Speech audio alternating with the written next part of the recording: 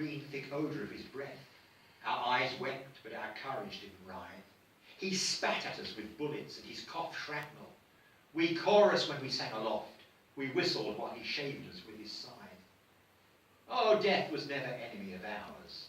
We laughed at him, we leagued with him, old chum. No soldiers paid to kick against his powers. We laughed, knowing that better men would come and greater wars. When each proud fighter brags, he wars on death. For lives, not men, for flags.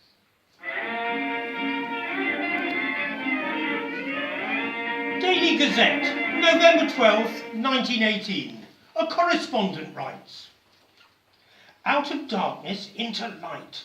Islington last night threw off her cloak of darkness in her principal thoroughfares, and after over 4 years of war, which has extracted personal service and sacrifices from men and women and children, once again raised her head in an effort to live up to its old-time reputation of Merry Islington." Scores of Islington's dearest and best lie in a soldier's grave. But the news of the armistice was received with enthusiasm, which, judging by outward manifestations, knew no bounds.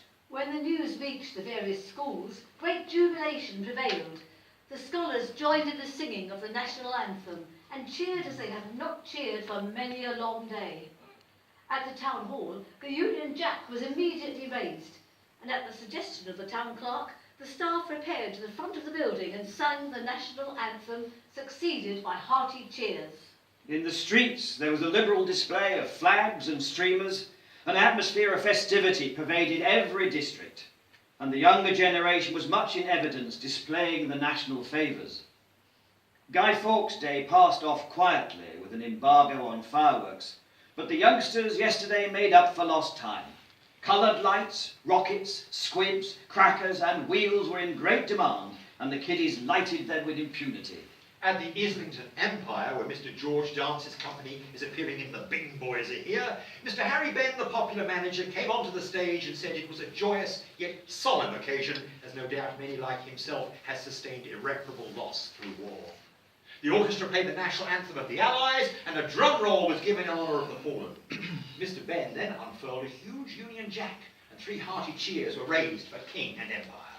At Collins Music Hall, the House on the Green, there were also scenes of animation. Mr. J.P. Mitchell spoke from the stage, and God Save the King and Rule Britannia were sung with gusto.